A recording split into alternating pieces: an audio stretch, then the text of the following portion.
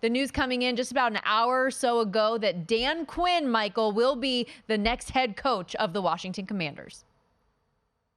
Yeah, I mean, look, we said that probably all these jobs would be filled by Thursday. We called that one. I'm a little surprised by this one because here's why.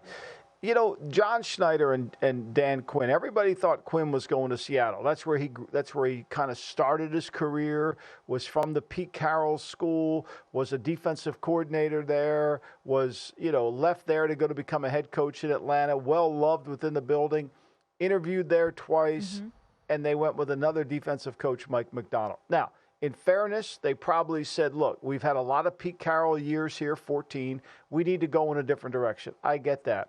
But what I found really interesting is that Washington would go in this direction, that the combination of Adam Peters and Quinn is what they saw as the best way to turn around their franchise.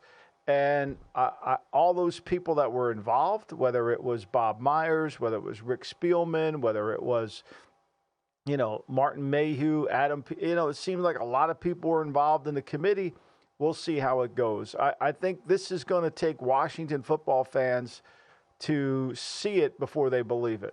There are a lot of layers to this. And the first thing that stands out to me just as a football fan and having question marks about the Washington Commanders is, like, for me, this is a little bit of an uninspired choice is the word that keeps coming to mind for me. And then him as a defensive guy being charged with them having the number 2 overall pick in this year's draft, drafting and developing a quarterback when he hasn't had a history outside of Kyle Shanahan coached offenses of having offensive success. You read my mind. I have it here on the list. Okay, you want to go through it? Let's do it. You can go through it. Zach Wilson, Saleh. Josh Rosen, Steve Wilkes. Manziel, Pettin. Bridgewater, Mike Zimmer. Okay, worked okay. Luck, Pagano. That worked well. Newton, Rivera. That worked. Christian Ponder, Leslie Frazier. Freeman, Josh Freeman, Raheem Morris.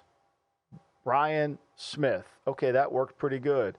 Palmer Lewis. That worked okay. Leftwich Del Rio, not so much, right? Grossman Smith, they got to a Super Bowl, but really. Carr, Capers. You can go through it all. I think it's kind of interesting. But, look, it depends on the quality of the quarterback. I think that's the other issue is they pick the right guy. I agree. It's an uninspiring hire because here's what most Washington fans are thinking.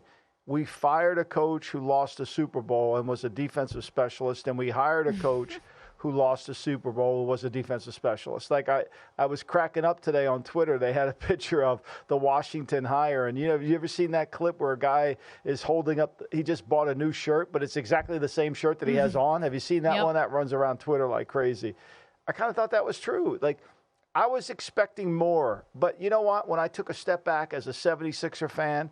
And knowing Josh Harris as I do from studying him, I don't know him personally, from watching him run his team, it makes all the sense in the world. It makes all the sense. He doesn't want somebody to come in and run the team. He wants to make the players happy, make everything comfortable. And I'm sure Quinn's messaging about being positive and being upbeat is what won him over because, that's who the Sixers are. And when it gets tough for the Sixers, they collapse.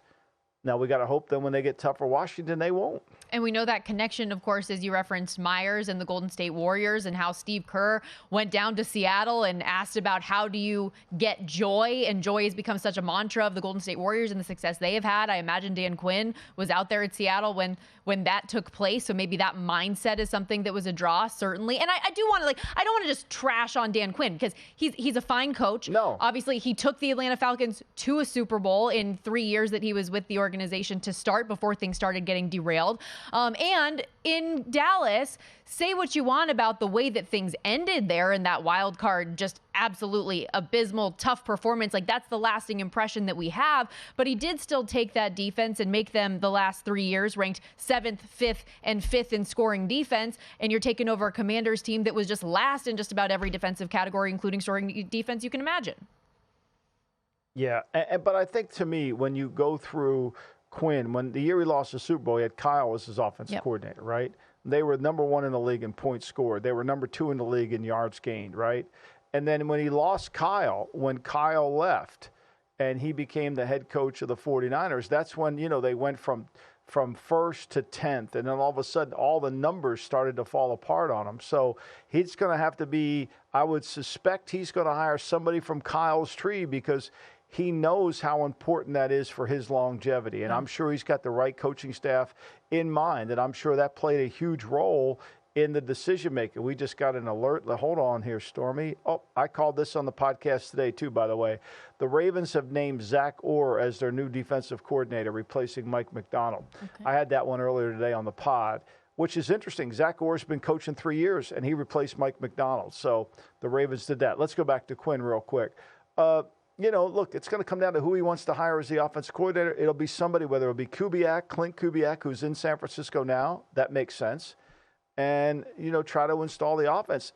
The key question is, will they get the quarterback pick right? Yeah. Because Peters was there in San Francisco with Lance. I'm not saying, just saying, you got to take a look at that.